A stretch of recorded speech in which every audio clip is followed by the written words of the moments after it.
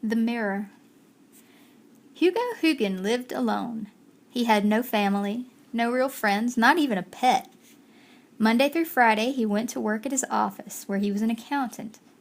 Every day, he added columns of numbers. Once every 2 weeks, he made out paychecks for his company. That was the closest he ever came to any of the other employees, typing their names on a paycheck. Hugo spent the weekends alone. On Saturdays, he watched television and he carefully read through every piece of junk mail he had received during the week. Hugo always answered the ads for free information. On Sundays, he read the newspaper and took a walk. He didn't mind living such a solitary life. He didn't like people, really. But sometimes, Hugo could tell when he had been alone too long. Sometimes, when he had to talk to someone, his voice sounded like a stranger's. When that happened, he made a point of eating out in a restaurant. He would ask the waitress questions and listen to what other people were saying. That usually got him back to normal. One Monday morning, Hugo woke up at exactly 7:30 as he did every other morning. It had been a 3-day weekend because of a holiday on Friday, and Hugo had not left his apartment for 3 days. The weather had been too bad to take a walk on Sunday, so he had stayed in and watched television and read his papers. Hugo groaned and stumbled out of bed. His head felt groggy this morning. He went into the bathroom and turned on the cold water. Then he splashed his face with the water to try and clear his head, but he still felt strange. After he had dried his face, Hugo looked in the mirror. He always did that in the morning. Hugo looked in the mirror for a long time this morning. He didn't seem to be thinking straight, and what he saw in the mirror didn't make sense. He stared straight into the reflection of his eyes. Then he looked at his nose, his mouth, his forehead. The more he looked at himself, the more it seemed that he was looking at the face of a stranger. "That's not me," he thought to himself. "That can't be me." But as he moved his face up and down, the reflection also moved up and down as well. Hugo shut his eyes and shook his head back and forth. Then he looked in the mirror again. The stranger's face hadn't gone away. It was staring right back at him. "My God," said Hugo. He put his hands to his face. It felt the same. Suddenly he needed to know that he was still himself. He ran to his closet. His clothes were all neatly hung in rows arranged according to color. He pulled open a dresser drawer. His wallet was there, and the driver's license had his name on it. Hugo sighed with relief. Then he looked up at the mirror over the dresser. The stranger was looking back at him. "That isn't me," Hugo said in a trembling voice. "I don't look like that."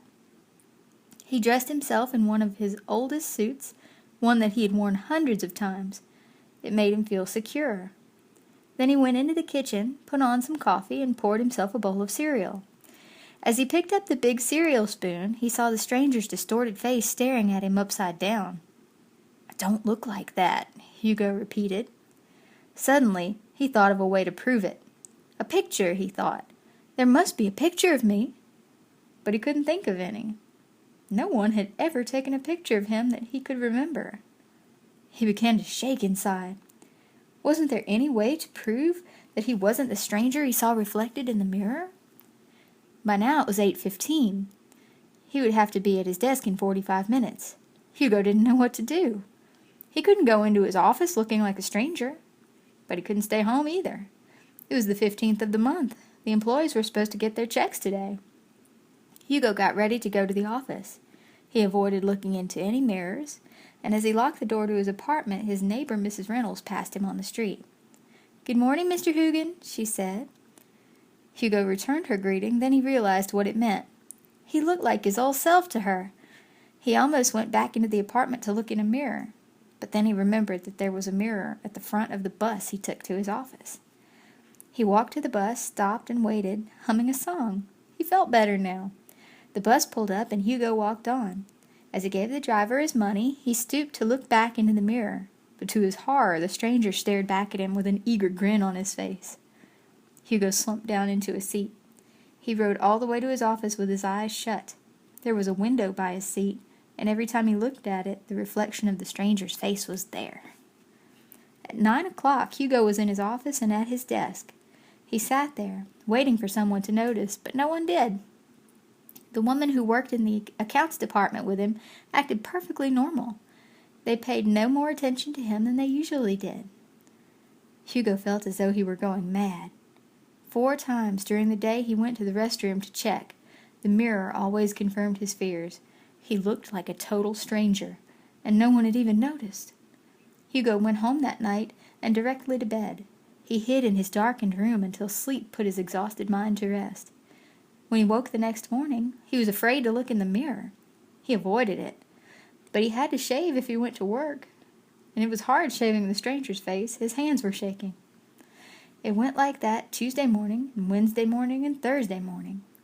Friday morning, Hugo woke up at 7:15 and lay in bed for a long time. He didn't want to get up. He felt as though he couldn't go on living with that stranger's face. He stayed in his bedroom for an hour. Finally, the fear of being alone with the face all day forced him out of bed. He decided he would go to work, even though he was late. He went into the bathroom and began to shave automatically. Then he dropped the razor. It was his old face. His own face back in the mirror again. Hugo felt all over his face. It was really him. This is how he looked. He let out a crazy laugh. The stranger had gone, disappeared, and he was himself again. Hugo finished shaving, dressed, and rushed out of the house without having breakfast. He was eager to go to work now, eager to have people see him.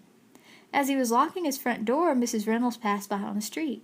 She looked at him suspiciously and didn't say good morning, but Hugo was too happy to notice she was acting strangely. He sprang up the steps onto the bus and handed the driver his money. Stooping down, he saw his own face smiling back at him in the driver's mirror. On the ride into the office, he would turn to the window every few minutes. He wanted constant reassurance that his face would be there in the reflection, and it always was. At 9:30, Hugo pushed open the door to the accounts department. The receptionist was calling to him from her desk in the hallway, but he didn't pay any attention. He just wanted to get to his desk. He was late. Hugo strode across the room to his desk, which sat in a corner. He pulled his briefcase on the desk and sat down in his chair. He noticed that the constant sound of typing in the room had stopped. There was no sound at all, as a matter of fact. Hugo smiled as he saw Miss Rose, the head clerk, walking toward his desk. "Yes, Miss Rose?" he said. Miss Rose stopped a few feet from his desk. "Who are you?" she asked. Hugo laughed at her joke. Miss Rose was being very friendly today. "Why are you sitting in Mr. Hugin's desk?" Miss Rose demanded. Hugo stopped laughing. He looked into Miss Rose's eyes. The truth crept like a sinister madman into his mind. Miss Rose was looking at a total stranger. He could see that she didn't recognize him. Hugo gripped both sides of his desk. "Who are you?" Miss Rose repeated. But Hugo Hugin didn't answer. His mind was too busy, making its strange, spiraling descent into total madness. The Old Plantation. Jonas Ellerby turned his car into the plantation driveway at twilight. The long path from the road to the house was lined with giant cedar trees. Spanish moss drooped from their branches. The grass along the driveway had long ago turned to weeds. Now, already, the color of things were fading with the light. The trees were more like silhouettes, like shadows against the sky. Jonas felt the atmosphere of the place surround him. He was a northerner.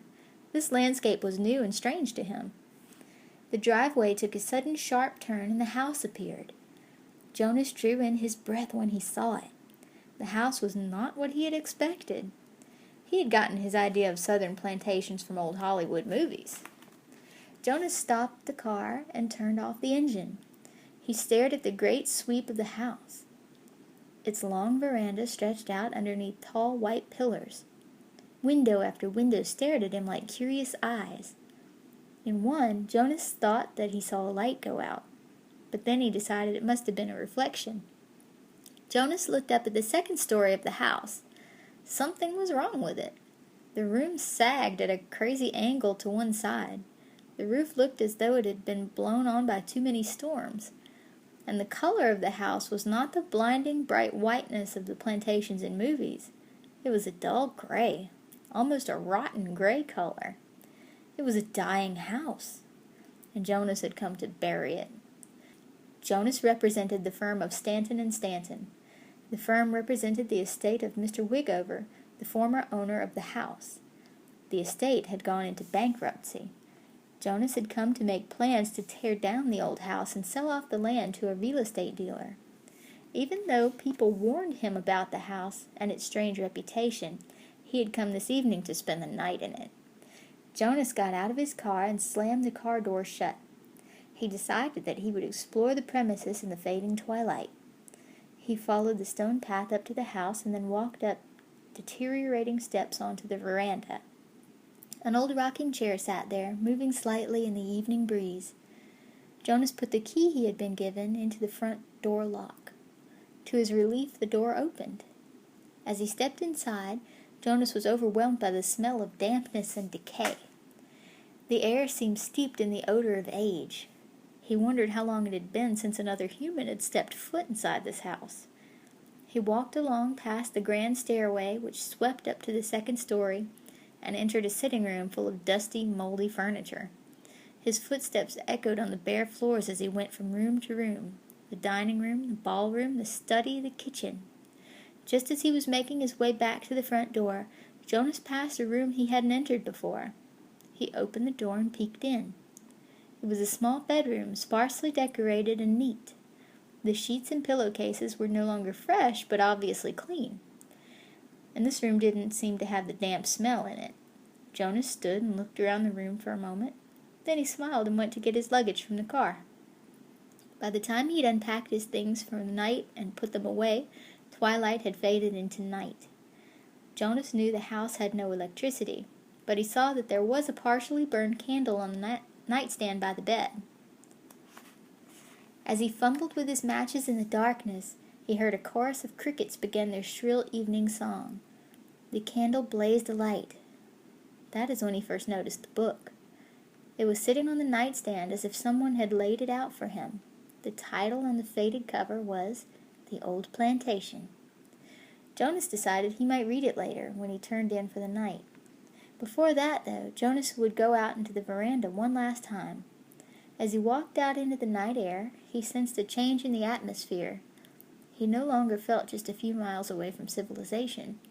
He felt isolated, and there seemed to be a different sense of time around the old plantation. The trees with their drooping Spanish moss closed in around the house, and there were no other sounds than the breathing of the trees in the dark and the piercing song of the crickets. Jonas moved nervously across the veranda. If he had known it would be like this, he wouldn't have come out. He felt something alight on his face. Before he could brush it away, the mosquito had drawn his blood. Jonas felt his temple swelling with the bite. He decided to go back into the house. Back in the bedroom, Jonas climbed into bed. He was shivering now. The candle on the nightstand was still burning. As he looked over it, his eyes again fell upon the book, and he picked it up. As he settled himself into bed, Jonas opened the pages to the first chapter. He read, "The story is about a young man, a northerner, who comes to the South on business. One night, he drives his car up to an old southern plantation. He decides to spend the night in the old house, even though he's all alone there." Jonas slammed the book shut and laid it down on the nightstand. He reached over and lit his pipe. His hands were shaking now as he struck another match. He lay back down on the bed, taking long draws on the pipe. He could not get the strange coincidence of the book out of his mind. It made him nervous, but it made him curious, too. He reached over and picked up the book again. In the story, the young man has just turned in for the night, while having gone out on the veranda for a while. His face is still swollen from a mosquito bite that he's gotten there. He scratches the bite. Jonas caught himself scratching the bite on his own face. His hands began to tremble so badly that he couldn't hold the book still. He looked up at the ceiling of the room. There was a roach crawling on the high wall. He looked over to the window. A pale moon was shining in the sky. The chorus of crickets still came from the swamp. Jonas was sweating. He wondered what the book was going to tell him next. He began to read once again. The young man in the story sees a book by his bedstand. The title of the book is The Old Plantation. He picks it up and begins to read. As he reads the first chapter, his face takes on a look of fear. Then slowly a look of understanding comes over his face. Jonas stopped reading again. He felt the skin crawling on the back of his neck. What was it the man in the story understood? Why didn't he understand? Jonas's mind began to throb with a terrible anxiety. He went back to the book. The young man continues to read The Old Plantation. The more he reads, the more frightened he becomes. Finally, he finishes the book. Then the young man lays the book back down on the nightstand. He knows there is nothing he can do but wait. Eagerly, Jonas turned the next page of The Old Plantation, but the page was blank, and the next page was blank, and the next. The rest of the book was blank. Jonas put it back on the nightstand. Jonas lay in his bed and waited. He was shaking all over now. What was he waiting for? Suddenly, Jonas was aware that the crickets had stopped, and there was dead silence. In the moonlight, the trees looked frozen stiff. Everything seemed to have stopped. Then Jonas heard a car coming up the driveway toward the old plantation. He leaned over and blew the candle out beside his bed. He didn't know what to do but wait. He waited without moving while he heard the engine stop and the car door slam. He waited as he heard a key being put in the front door. He waited, trembling under the covers, while he listened to the footsteps going throughout the house, and then stopping in front of his bedroom. Then, as the doorknob turned and the door opened, Jonas finally understood what he had been waiting for. It was himself, standing in the doorway looking at the clean little room. On the nightstand beside the bed, he saw a partially burned candle and an old book. He smiled to himself, thinking that he might read the book after a walk on the veranda. Then Jonas Ellerby went to get his luggage from the car. He had decided to spend the night at the old plantation.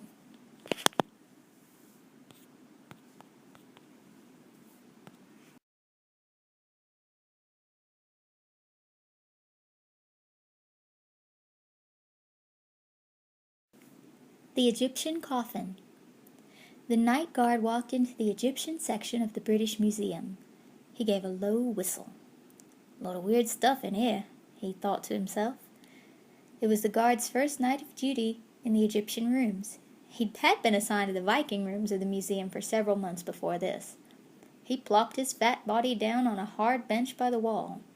His bloodshot eyes surveyed the room. There were huge stone sculptures of lions with the heads of men, and wall paintings filled with strange symbols. There were jars, clothing, utensils, and this interested him most, mummies and coffins. "I should have myself a good time in here," he muttered, and then he let out a cackling laugh. The guard had also had a good time in the Viking section of the museum. That was the reason for his transfer to the Egyptian wing. No one had been able to prove he had done it, of course, but he knew he was suspected. It was worth it, though. He had enjoyed scratching that word into the old Viking stone and putting the cigarette butt into the mouth of the fake Viking warrior. There were other things he had done, too, things they hadn't even caught yet. He hated museums, always had, ever since his mother had dragged him through them as a child. And he didn't like being a night guard in this museum. But what else could he do? It was the only job he could find. Anyway, he made sure he didn't get bored. The guard heaved his heavy body off the bench and began making a slow circuit around the long room. After a few steps, he stopped in front of a huge wall painting. It was filled with weird symbols and pictures of people with animal heads. A woman with the head of a bird, a man with the head of a cow, another man with the head of a fox. There were also a bird with the head of a man, and a monstrous thing with the head of an alligator. "Rubbish," the guard muttered. But he stooped to see the title of the picture on the wall plaque. "The Scale of Judgment," it read. Underneath the title were these words: "The Egyptians thought that when a man died, his soul went before judges, all seated in a great hall. The judges wanted a report on the way he had behaved while on earth. Then the man's heart was weighed on a scale against a feather, the symbol of truth and justice. This was to find out if the man had spoken the truth to judges, but if he had lied, he was immediately eaten by a monster with a crocodile head." The guard finished reading the plaque on the wall. Then he looked at the picture again. The scale was there, a heart on one side and a feather on the other, and the monster with the crocodile head was waiting beside the scale. The guard took a few steps backward from the wall painting, but he didn't take his eyes off the crocodile. It fascinated him. "Does it scare you?" The voice made every muscle in the guard's body jump. He swung his fat body around to face the speaker. It was the assistant curator of the museum, smiling. "I didn't mean to scare you," the curator said in a slow, measured voice. "I wanted to know if the painting scared you." The guard was embarrassed now. His embarrassment quickly turned to anger. "That old junk doesn't scare me," he said. "What did you mean, sneaking up on me like that?" The guard glared down at the short curator. "I didn't sneak up on you," the curator answered in his slow speech. "On the contrary, I walked up quite normally. It's your job to be on alert, after all." The guard didn't reply. He was seething with anger. "And furthermore," the curator went on, "this isn't junk. Our museum has one of the best collections of Egyptian artifacts in the world." "Doesn't interest me," the guard said, walking away from the curator. "I think it's junk." The curator's face turned red.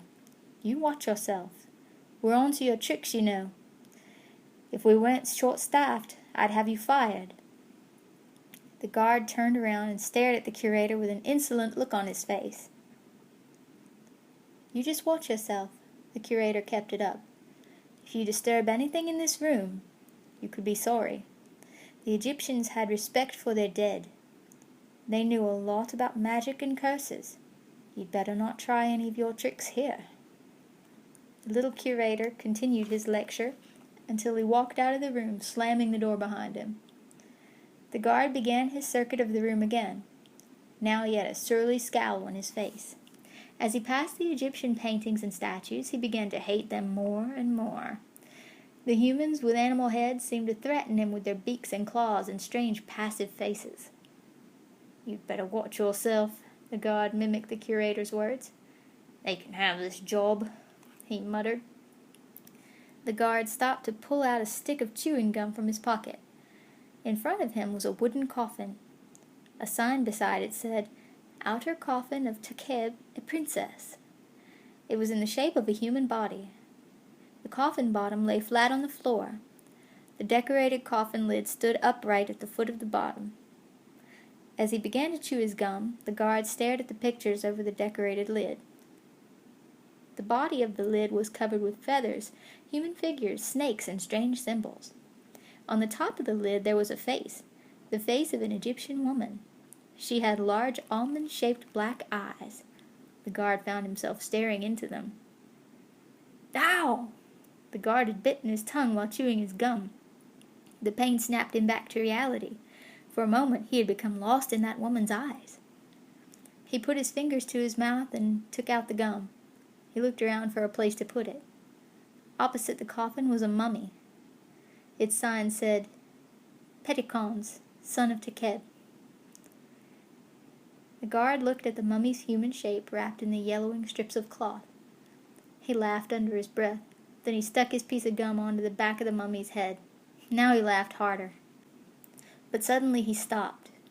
He felt as though someone was behind him, watching. He whirled around, but no one was there, just the coffin. The woman's eyes were staring at him just as before. The guard started to walk away from the coffin, but he found he couldn't take his eyes away from the woman's face. They seemed to be paralyzing his body. The first sickly feeling of fear crept into the guard's mind. He remembered the curator's words. The Egyptians respect their dead. They had magic and curses. Then he remembered that the mummy was this woman's son. The guard struggled to leave the spot where he stood. He swore at the coffin lid. He tried to reach out and knock it over, but he couldn't help himself. He seemed to be sinking deeper and deeper into the black eyes of the woman. Those eyes seemed to beckon to him, to hypnotize him. They were like bottomless black pits set into the white, passive face of death. The guard found himself being drawn forward toward the coffin. His brain was slowing down, becoming sleepy. As he came within inches of the woman's eyes, suddenly they closed. Instantly, his own eyes went toward the coffin bottom. He saw that it was bigger than it had at first seemed, big enough for him to lie down in. The guard was falling asleep. He let his body slip down into the soft cushioned bottom of the coffin. He stretched himself out. With his hands by his sides, his body fit just perfectly. Just before he fell asleep, the guard opened his eyes once more. He looked up at the inside of the coffin lid, which faced him at the bottom of his feet. He saw that the woman's face was painted on the inside of the lid, too. Her eyes were watching him, but these eyes were blacker yet, black with revenge. The guard slipped off into strange dreams just as the coffin lid fell neatly down over the coffin bottom. He lay in darkness, then the airtight, eternal darkness of an Egyptian coffin. And somewhere, the monster with a crocodile's head waited for him.